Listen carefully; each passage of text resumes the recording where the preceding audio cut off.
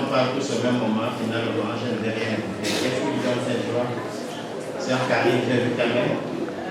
Le Seigneur est vivant. Oui, nous le savons tous, le Seigneur est vivant, c'est Camille. La présence de Jésus-Christ ici. La présence de Jésus-Christ ici. Nos amis, j'ai envie de les entendre avant qu'ils ne partent. J'ai vu déjà voir vos différentes réactions. Mihail, qu'est-ce qui vous donne cette joie d'être ce matin dans la maison de l'Éternel? Bonté de l'Éternel. Une bonté de l'Éternel qui ne sont point épuisables. Dans tous les cas, vous avez de bonnes raisons, sinon nous avons de bonnes raisons d'être en joie ce matin. Mais en réalité, nous ne devons pas être en joie seulement ce matin, n'est-ce pas?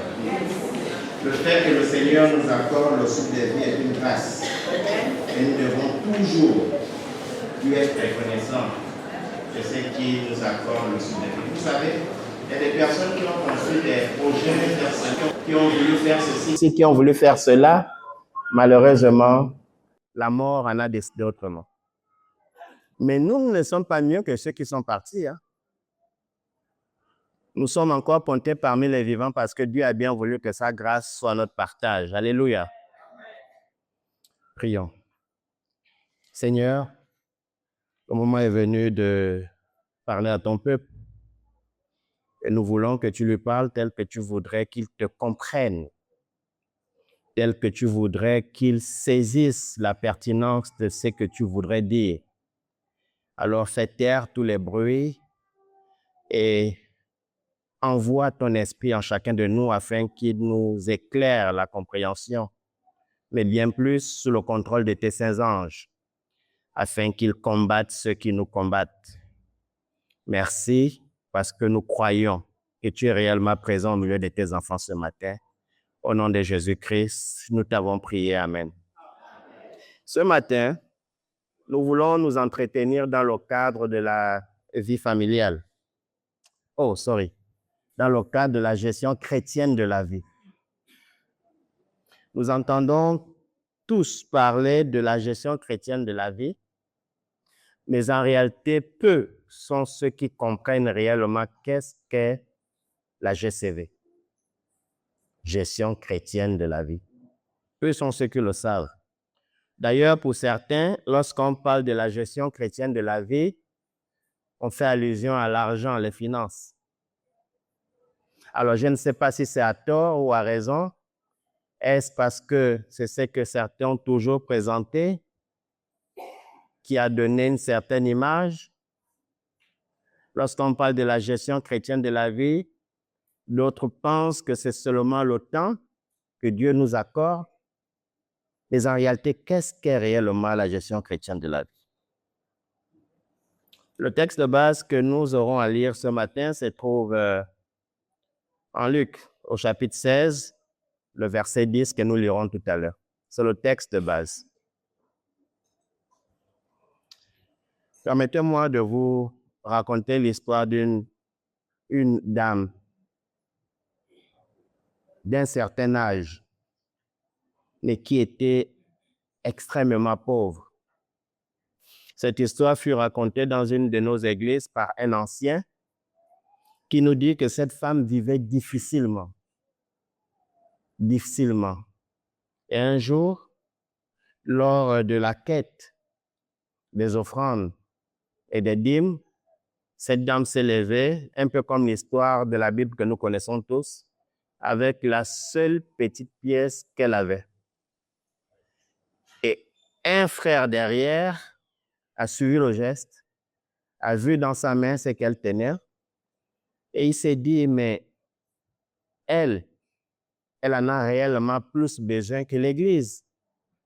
Comment peut-elle, sachant les conditions dans lesquelles elle vit, comment peut-elle aller donner le peu qu'elle a?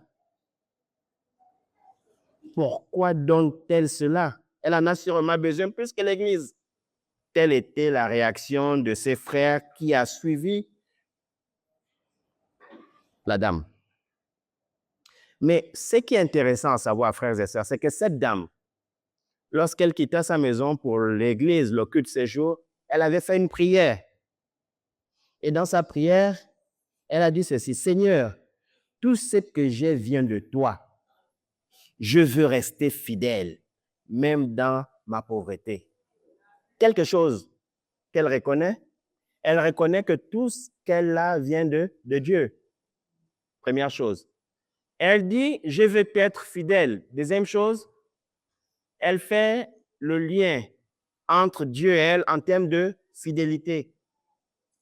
Troisième chose, et c'est ce qui est encore plus touchant, elle dit, même dans ma pauvreté, elle savait qu'elle était pauvre. Voici une attitude ici qui attire notre attention. Et sincèrement, moi, je veux être comme cette dame qui, possédant le peu qu'elle a, décide de le remettre à celui qui est l'auteur de la vie, celui à qui appartiennent toutes choses, en disant, Seigneur, je veux être fidèle, même dans ma pauvreté. L'ancien a continué son histoire en disant que quelques semaines plus tard, cette femme a été bénie d'une bénédiction particulière. Elle a été bénie en termes de nourriture. Elle a été bénie en termes de soutien multiforme. Elle a même eu des opportunités de revenus. Ça veut dire quoi? Des personnes lui ont fait des propositions de lui donner un certain revenu, par exemple, chaque fin de mois, chaque semaine, c'est selon. Nous voyons ici que le fait d'avoir eu cette expérience avec le Seigneur, mais c'est une expérience qui ne vient pas comme ça, frères et sœurs. C'est une expérience qui vient quand nous connaissons celui en qui nous avions cru, n'est-ce pas? L'histoire de ton frère, de ta sœur, peut te sembler fascinante. L'expérience vécue par les autres, avec Jésus-Christ, peut te sembler fascinante, intéressante, et au point que tu veuilles vivre la même chose. Mais ce matin, nous devons comprendre que cela ne peut se faire que quand nous connaissons la relation que nous avions avec le Créateur. Ça ne vient pas par hasard. Ça vient quand on a développé une relation avec Dieu. C'est Dieu que nous ne voyons pas, mais qui nous parle chaque jour au travers de sa parole. C'est Dieu que nous ne voyons pas, mais qui nous parle chaque jour au travers de ce monde qu'il a construit. Je veux être comme cette femme. Je veux avoir une attitude positive comme cette femme. Je veux désormais parler comme cette femme. Je pense que c'est également votre souhait. Mes frères et sœurs, une telle attitude ne vient pas au hasard. Elle vient en développant une relation d'amour avec celui qui est la source de toutes choses. Le plus frappant, comme je le disais tantôt, était l'attitude de cette dame. Voilà ce qu'elle va dire par la suite, en réponse à la réaction de cet homme. Elle dira, je ne donne pas parce que j'ai beaucoup. Je ne donne pas parce que j'ai beaucoup. Je donne parce que Dieu est comment? Dieu est fidèle. Alléluia.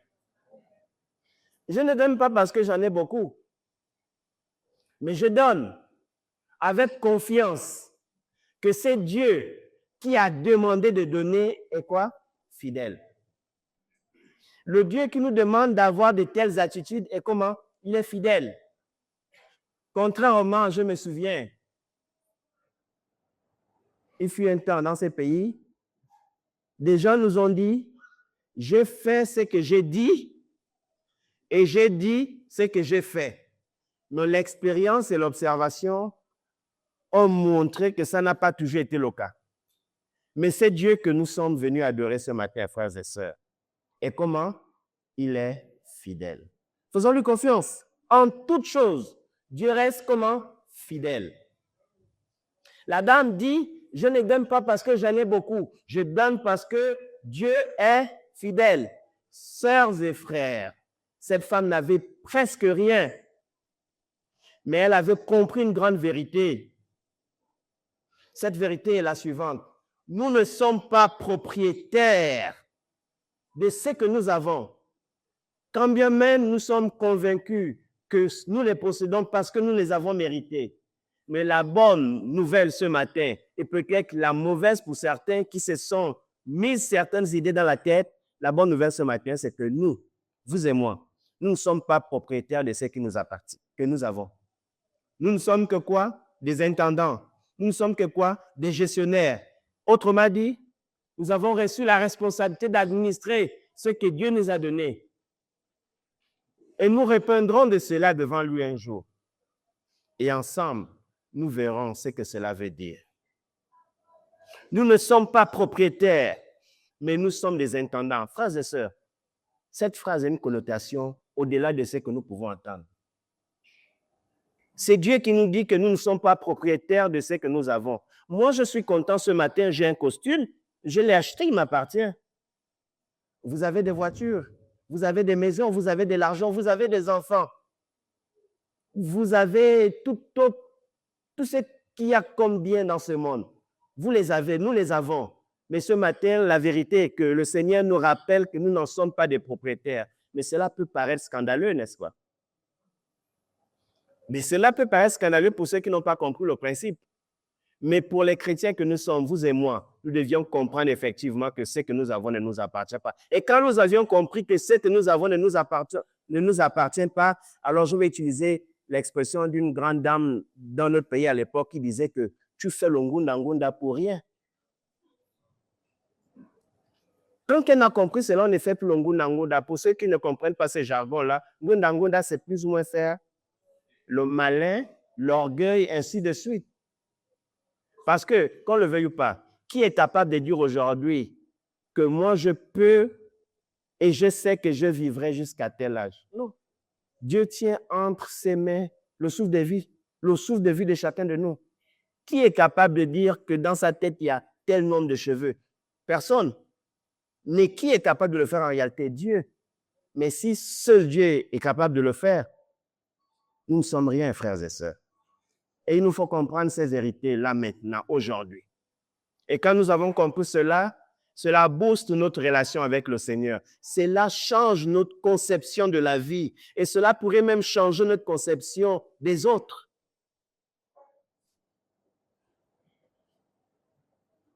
Cette femme était fidèle dans peu. Elle était fidèle dans peu. Et cela révèle quelque chose de profond. Frères et sœurs, la gestion chrétienne de la vie ne dépend pas de ce que nous avons, mais de notre relation avec Dieu, le Créateur. Vous savez, nous avons plusieurs départements au sein de l'Église adventiste du 7e jour. Nous avons le département de la jeunesse, celui des femmes, celui des hommes, comme c'est le cas ce matin, et vous avez très bien chanté. Vous avez très bien chanté. Vous savez, quand vous chantez, pas vous seulement, j'observe. Lorsque nous sommes avec la chorale Mifem, il y a beaucoup de chants du Nord. Valorisez aussi d'autres chants. Et j'ai constaté avec vous, quand vous chantez, je ne sais pas si c'est parce que l'ancien Freddy est là, mais il y a beaucoup de chants qui nous reviennent de quelque part, n'est-ce pas? Mais nous voulons que vous valorisez toutes nos langues si c'est possible. Alléluia. Donc, bien que n'étant pas dans la chorale, je vous suis. Je vous suis. Et dans certains cas, ça peut donner l'impression que, bon, on ne va pas dire ça, mais valorisez toutes les langues gabonaises, s'il vous plaît.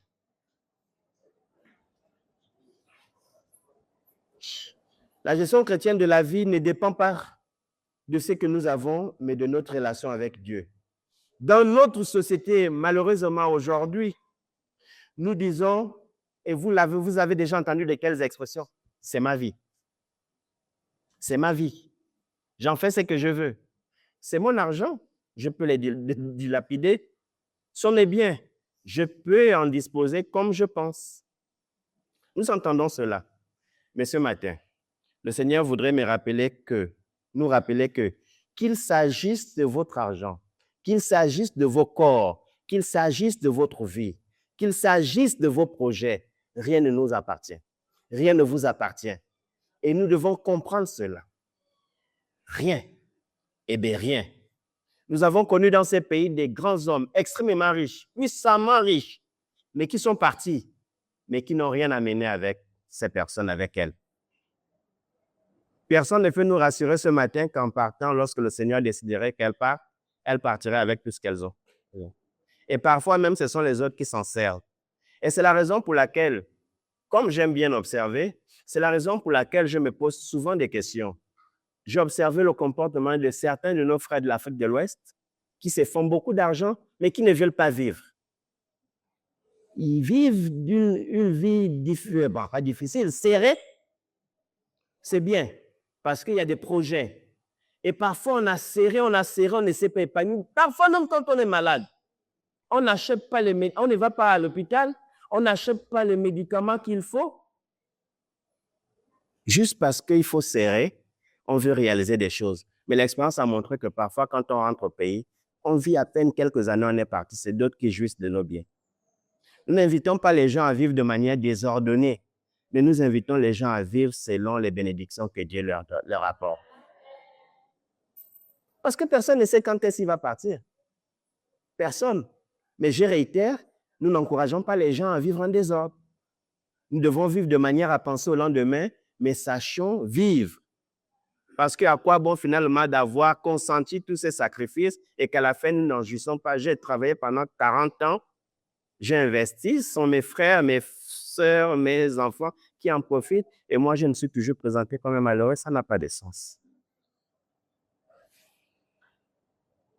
Et ces expressions, nous les avons chaque jour autour de nous. La parole de Dieu nous enseigne une réalité, mais cette fois-ci, une réalité bien plus différente que notre conception humaine. Nous ne sommes pas propriétaires, nous sommes des gestionnaires, des intendants. Et quand on parle d'intendance, il est important de chercher à comprendre qu'est-ce que cela signifie. Dans la Bible, le mot intendant ou dispensateur apparaît dans plusieurs passages. Vous avez par exemple dans Luc au chapitre 12, verset 42, où il est dit « Quel est donc l'intendant fidèle et prudent, etc. etc. » Dans la première épître de Corinthiens au chapitre 4, le verset 2, il est dit « Ce qu'on demande des dispensateurs, c'est que chacun soit trouvé fidèle. » Donc cette expression dans la Bible est utilisée dans plusieurs passages. Et dans la Bible, un intendant, c'est un serviteur de confiance. C'est quelqu'un qui est chargé de gérer les biens de son maître. C'est quelqu'un qui est responsable de rendre compte à celui qui lui a confié ses biens. Voici, bibliquement parlant, qui est l'intendant.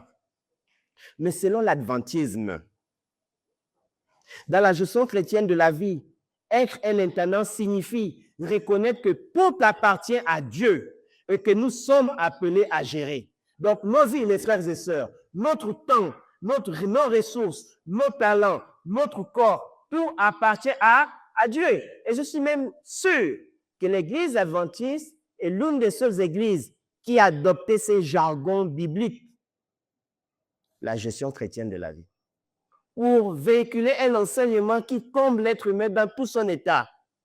La gestion chrétienne de la vie, quand j'observe, après avoir lu maintes et maintes livres et passages bibliques, j'arrive à la conclusion selon laquelle la gestion chrétienne de la vie, c'est la synthèse de tout.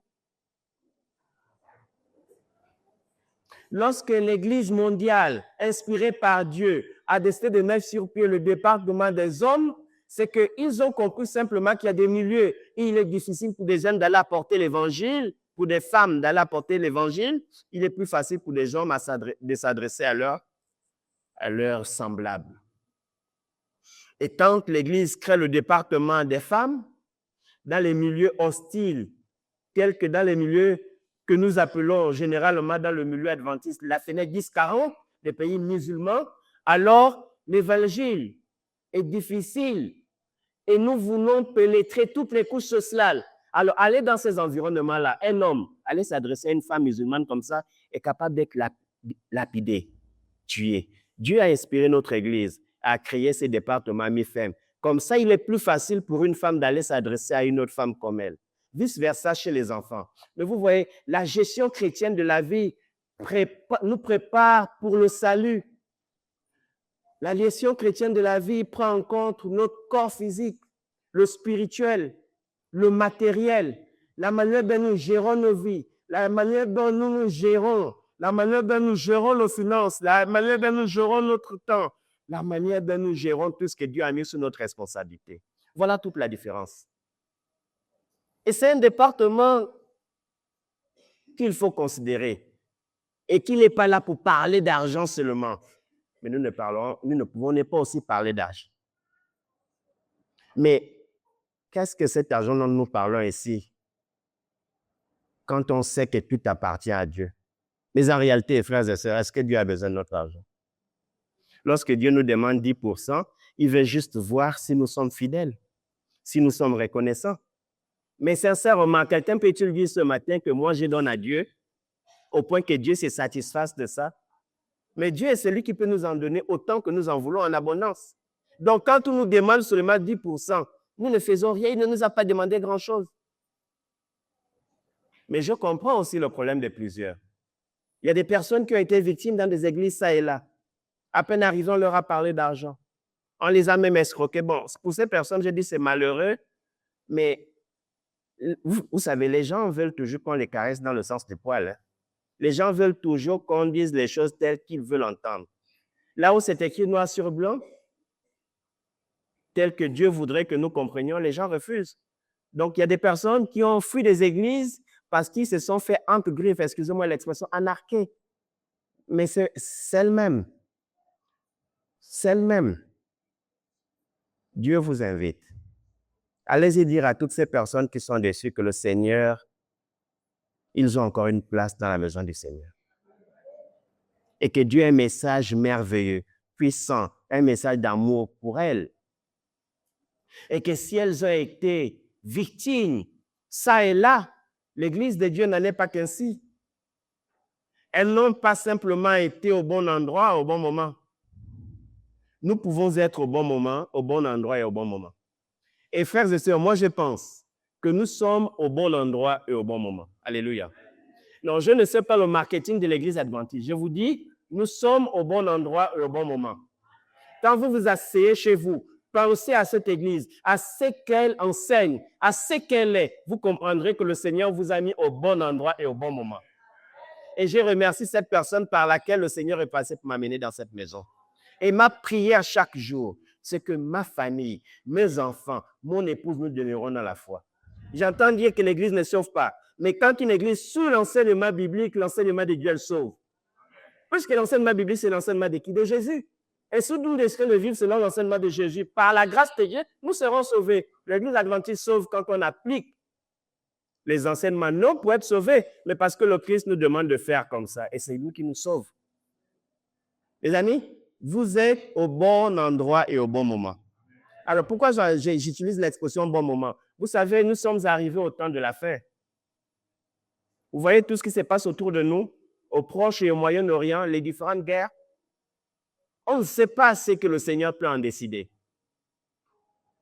Même si vous estimez que ça fait 40 ans, vous êtes dans cette église, Jésus n'est pas revenu, mes frères et sœurs, vous êtes au bon endroit et au bon moment. Anges chez Dieu sont considérés comme quoi? Et 1000 ans chez Dieu est considéré comme quoi? C'est rien pour le temps que vous avez passé 40 ans. Papa Mbana, c'est combien d'années pour vous? 30 ans, 40 ans pour les autres. C'est rien ça. Vous êtes au bon endroit et au bon moment. Et ne sortez pas. Ne sortez pas. Ne quittez pas l'église à cause du comportement d'un frère ou une sœur. Ne sortez pas de l'église à cause du comportement d'un frère ou d'une sœur. Vous savez, quand je suis arrivé dans cette église, la personne par qui le Seigneur a voulu que je vienne me disait toujours, ne base pas ta foi sur un être humain. Mets ta foi sur Dieu. Quand j'arrive dans cette église, j'ai apprécié quelqu'un de par sa manière de prêcher. Alain Moussavou. Je l'aimais dans la prédication. Mais vous avez vu tout ce qui s'est passé? Si j'avais ni ma foi en lui, peut-être je ne serais plus là. Les amis, allez-y au-delà de la foule. Voyez au-delà de ce que vous voyez physiquement. Regardez Jésus-Christ. Que personne ne vienne vous faire perdre le salut à cause d'un quelconque comportement. Et j'ajoute aussi, il m'a été donné de constater que les anciens, quand de nouvelles personnes arrivent, nous véhiculons toute la vie des autres. Ce n'est pas bien, nous ne faisons pas du bien. Lorsque nous venons dénoncer la vie d'un ancien, la vie d'un passeport, vous pensez faire du bien à ceux qui écoutent, mais nous leur faisons du mal. Parce que si vous m'avez vilipendé et que je suis là, comme c'est le cas ce matin, en chair, et puis cette nouveau baptisé est en face, elle voit quoi? Que le noir. Donc tout ce que je veux même dire là, la personne ne comprendra rien, ne suivra pas. Tout ça à cause de qui? Parce que vous avez fait le Congo ça. Dieu se charge de ses affaires. Dieu se charge de régler les choses dans son église. Ce n'est pas à vous de faire la justice. Mais ma prière, ne sortez pas de l'église à cause d'un quelconque comportement d'un frère ou d'une sœur. Vous êtes au bon endroit et au bon moment. Alléluia.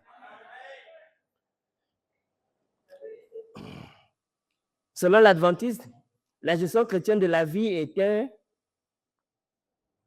signifie reconnaître que tout appartient à Dieu et que nous sommes appelés à gérer. Donc, j'entends, et là aussi c'est important de le dire. Bon, je crois que ce n'est pas le cas chez nous parce que nous sommes chrétiens, nous savons ce qui est bien de faire, ce qui n'est pas bien de faire. J'ai souvent dit, une chose, c'est de faire les enfants, mais une autre chose, c'est d'en prendre soin.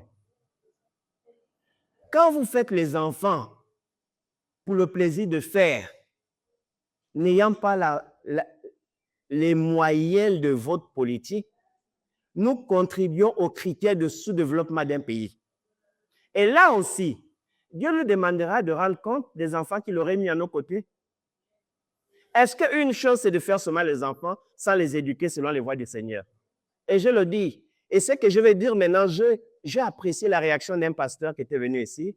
Il était en ce temps responsable de la vie familiale au niveau de la division. C'est un pasteur nigérien, son nom m'échappe. Il a dit ceci et ça m'a marqué. Il pourrait avoir des enfants qui ont des doctorats, qui sont bien placés sur le plan social. Cela ne fait pas encore sa joie.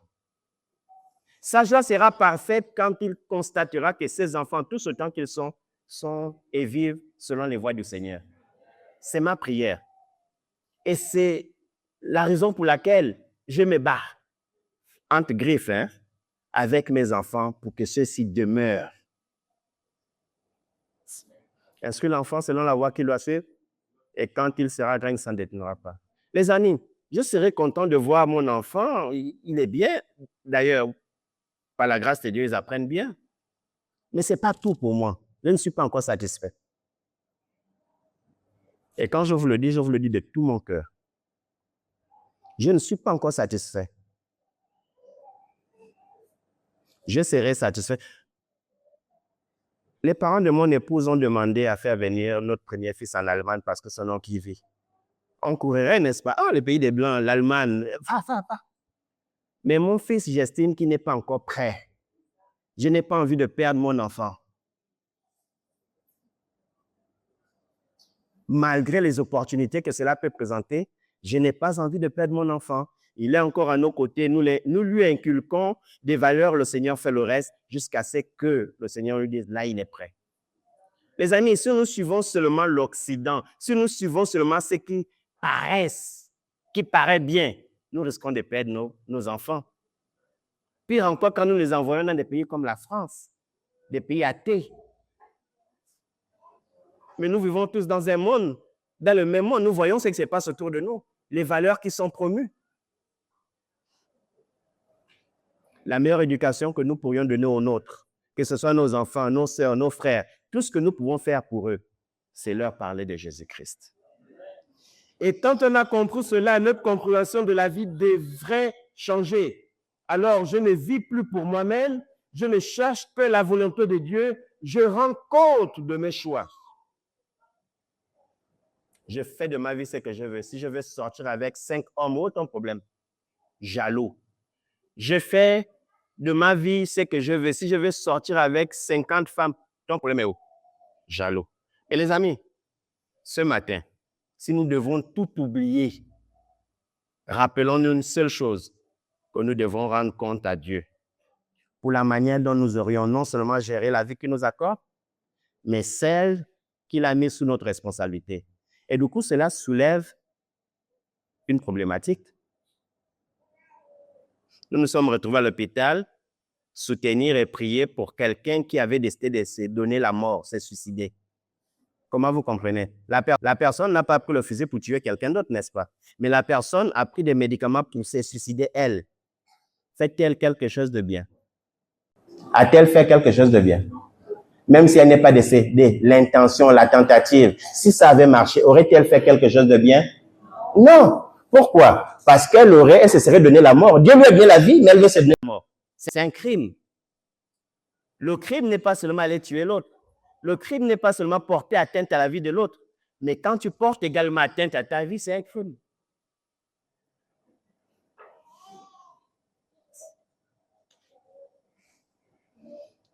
Et dès le commencement, il faudrait que nous le comprenions. Dieu a confié à l'homme une responsabilité, celle d'administrateur selon sa volonté. Dieu nous a confié ses biens. Dieu voudrait que nous gérons, nous administrons, mais non pas selon notre volonté, mais selon sa volonté, n'est-ce pas? En d'autres termes, même moi qui suis ancien devant vous et que le Seigneur m'a choisi parmi tant d'autres, nous avons été choisis. Le Seigneur voudrait que nous gérons ses affaires, non pas selon nos volontés en tant qu'anciens, en tant qu'hommes, mais selon sa parole.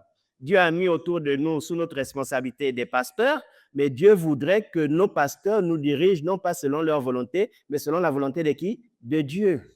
Ainsi de suite. Vous, responsables de département, Dieu vous a confié la charge de diriger un département accompagné des hommes, mais non pas selon votre volonté, mais selon la volonté de Dieu. En d'autres termes, même quand vous estimerez que votre volonté vaille la peine d'être mise en application, encore faut-il que celle-ci soit en conformité avec la parole de Dieu.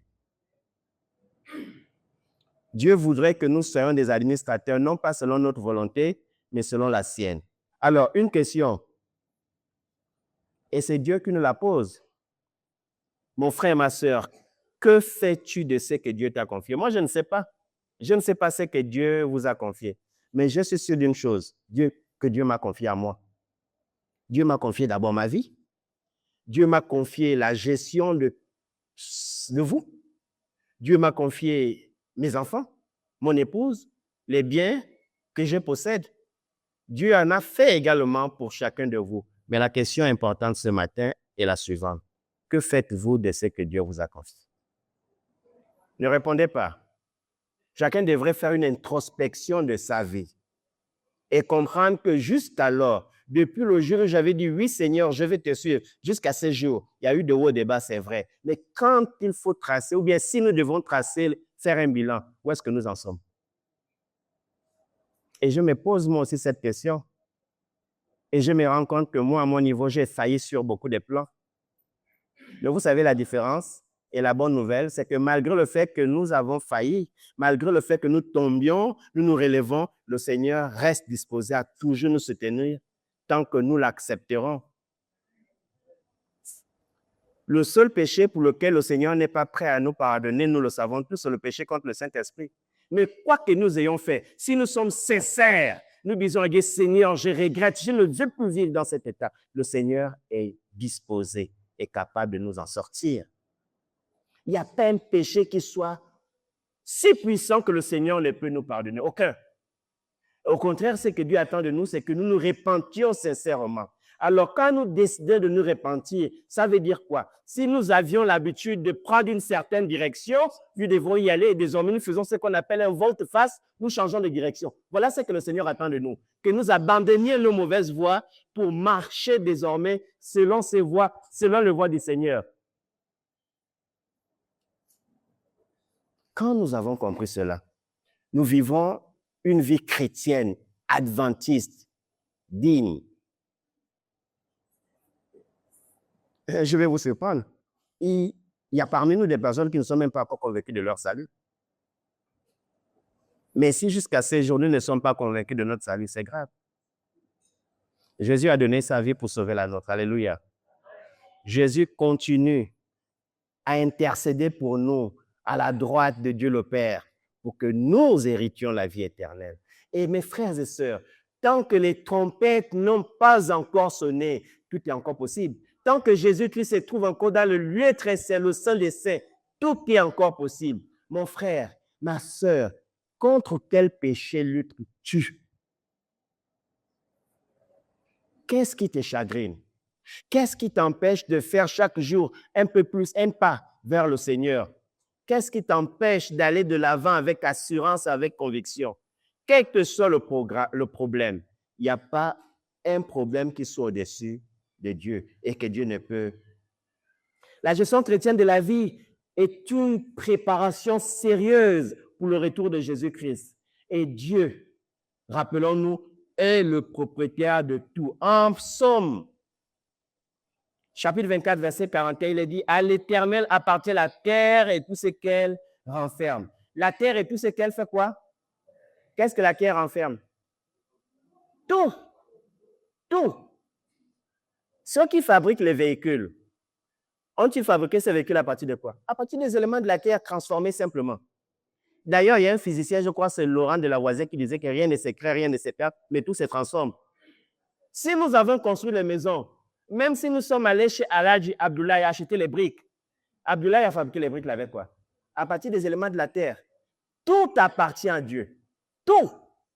Les choses sont simplement transformées aujourd'hui, mais elles l'ont été et elles sont faites sur la base des éléments de la terre. Tout appartient à Dieu.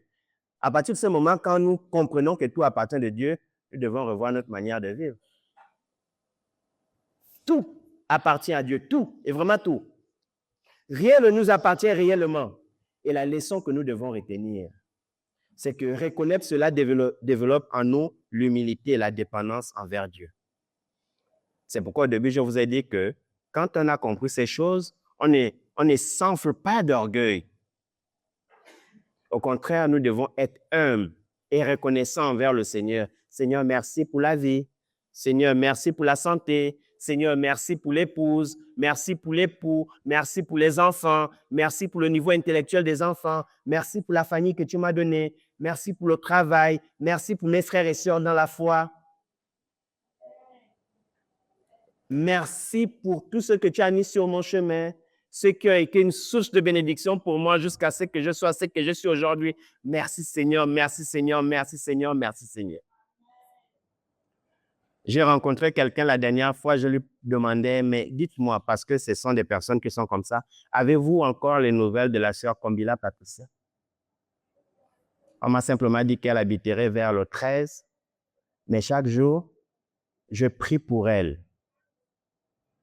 Parce qu'elle a accepté de faire la mission pour laquelle le Seigneur l'a appelée.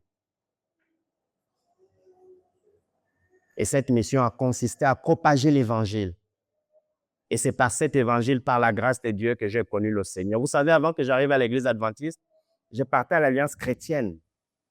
Et c'était simplement une habitude parce que pour les parents, dimanche va arriver, il faut aller à l'Église. À cette époque-là, demandez-moi comment on ouvre une Bible, comment on trouve un livre dans la Bible. Je ne savais comment le faire, sincèrement. Bon, maintenant, je ne sais pas comment ça s'est fait. Et là aussi, ce n'est pas de l'orgueil. Dès que je suis devenu adventiste, ma première joie a été d'interpréter le passage où l'on présente les animaux impurs sur une table. On demande à Pierre ou Corneille de manger. Pierre. Sans l'explication d'un ancien ou d'un pasteur, j'ai réussi à interpréter ça. Et quand j'avais demandé, on m'a dit effectivement, c'était ma plus grande joie. Nouvellement arrivé dans la maison de Dieu, d'interpréter un passage biblique. Par la suite, j'ai appris comment on cherche un livre dans la Bible. Ce sont des exploits qui semblent minimes, mais importants. Je me suis approprié non seulement cette église, mais je me suis approprié ses enseignements. Vous direz tout ce que vous voudrez dire de l'église adventiste, c'est votre problème. Peut-être que vous n'aurez pas compris où vous êtes. Mais moi, je suis prêt à dire comme Paul, je sais en qui j'ai cru. Et ma prière est que vous dites également comme Paul, vous savez en qui vous avez cru. Si vous êtes arrivé ici par hasard, c'est dommage, mais que le Saint-Esprit vous aide à comprendre où vous êtes. Mes frères et sœurs, vous êtes au bon endroit et au bon moment. Ne suivez pas le comportement des hommes. L'Église connaîtra des difficultés, mais elle sera toujours debout par la puissance du Saint-Esprit. Ce n'est pas ce qui devrait vous ébranler. Ce qui devrait au contraire vous fortifier, encourager votre foi, c'est de demeurer dans la parole de Dieu. Nous avons voulu, en quelques minutes, aborder ces aspects avec vous. Nous avons focalisé cette prédication, ces sermons, sur un aspect bien précis. Maintenant, lorsque nous ferons des séminaires, des études, nous allons décortiquer les différents aspects que nous avons vus, tels que le temps, les trésors, la confiance en Dieu. Toutes ces choses, nous allons les développer. Mais il était important, frères et sœurs, de comprendre que nous ne sommes que des intendants. Nous ne sommes que des gestionnaires. Un intendant, c'est quelqu'un qui a reçu de la part du propriétaire des biens la responsabilité de quelque chose afin qu'il les gère jusqu'à ce que le maître revienne. Et souvenez-vous de la parabole de l'intendant fidèle qui, au retour du serviteur, ils étaient trois à qui on a confié des biens. Mais un, selon sa logique, n'a pas réagi comme Dieu s'attendait. Et j'aimerais, c'est le souhait de Dieu, c'est la prière de chacun de nous, que Dieu dise aussi un jour de vous et moi, de chacun de nous, bon et fidèle serviteur, rentre dans la joie de ton Seigneur. La gestion chrétienne de la vie n'est pas une affaire d'argent seulement. C'est une affaire de l'être tout entier. C'est une affaire de la relation qui existe entre vous et votre Dieu. Dieu se préoccupe au-delà du matériel dans nos vies. Dieu se préoccupe au-delà de l'argent dans nos vies. Dieu se préoccupe de nos vies tout entières. Dieu pense à notre salut. Alors, si nous aurons été ici pendant 40 ans, sans pourtant hériter la vie éternelle, nous aurons fait tous ces sacrifices en vain. Il valait mieux rester où nous étions, vivre comme nous pensions. Au moins, nous ne nous attendrons à... Mais si nous avions décidé de quitter le monde pour venir à la présence de l'Éternel, alors vivons tel que le Seigneur voudrait que nous vivions, de telle sorte que quand le Seigneur reviendra, quand les trompettes sonneront, alors nous fassions partie de ceux qui seront enlevés vers le Seigneur à sa rencontre. Et si la mort devrait nous prendre, faisons de telle sorte que quand la trompette sonnera, nous fassions partie des morts en Christ qui ressusciteront premièrement. Vous comprenez? C'est ma prière pour vous et moi. Les amis, nous sommes au bon endroit et au bon moment. J'ai pour habitude de dire quelque chose à certaines personnes. Vous voyez nos frères qui sont arrivés là? Ils reviennent de la Roumanie, ils reviennent de la Belgique. Ils ont vu l'expérience de la Roumanie, ils ont vu l'expérience de la Belgique, ils ont vu l'expérience des différents pays où ils sont passés. Là, ils sont en train de vivre l'expérience de l'adventisme au Gabon. Je suis arrivé à la conclusion que quand nous n'avions pas pris la peine de vivre l'adventisme chez les autres et voir comment les autres vivent l'adventisme, nous aurons toujours l'impression que la manière dont nous faisons, c'est ce qui est parfait et pour tout autour de là. Mais nous avions eu la grâce d'avoir une grande famille mondiale. Nous sommes une grande famille mondiale, une grande famille mondiale. Et je pense, c'est mon souhait, que le Seigneur permette que vous ayez des expériences avec vos frères et sœurs qui sont de par le monde entier, afin que vous compreniez comment l'on vit l'adventisme. Et j'ai pour habitude de dire que mes plus beaux moments dans l'adventisme, c'était aux côtés d'une maman, qui est la maman de notre sœur Gisèle, que vous connaissez, Gisèle Sosa, pour avoir mis des années chez elle. Ce sont les moments les mieux, les plus beaux moments dans ma vie chrétienne adventiste. Et je pourrais habitude de dire, si j'ai réussi ou failli dans l'adventisme, c'est le Togo qui m'a façonné en matière d'adventisme. Et l'on vit ça. L'on vit l'adventisme. L'on vit l'adventisme, les frères. L'on vit l'adventisme. Et ma prière est que nous revenions à notre premier amour. Vivons l'adventisme, vivons la parole de Dieu, marchons selon les voies du Seigneur et nous verrons toute la différence que le Seigneur fera dans la vie de chacun de nous. Que le Seigneur vous bénisse, qu'il vous garde. Mais en conclusion, n'oublions pas, la gestion chrétienne de la vie implique l'être tout entier. Au travers de la gestion chrétienne de la vie, Dieu voudrait nous sauver. Dieu voudrait sauver nos parents, nos amis. Dieu voudrait nous protéger des malheurs de ce monde. Au travers de la gestion chrétienne de la vie, Dieu voudrait nous rappeler qu'il restera toujours notre sauveur, notre Seigneur. Au travers de la gestion chrétienne de la vie, c'est une occasion pour nous de réaliser que nous ne sommes propriétaires de rien. Mais le Dieu qui nous a confié ses biens est comment? Fidèle. Et s'il est fidèle, il honore toujours sa parole. Que le Seigneur vous bénisse et qu'il vous garde. Qu'il bénisse les différentes familles que vous représentez ici. Qu'il vous bénisse dans tous les aspects de vos vies. et qu'il réponde à vos prières les plus chères en harmonie avec sa volonté. Amen.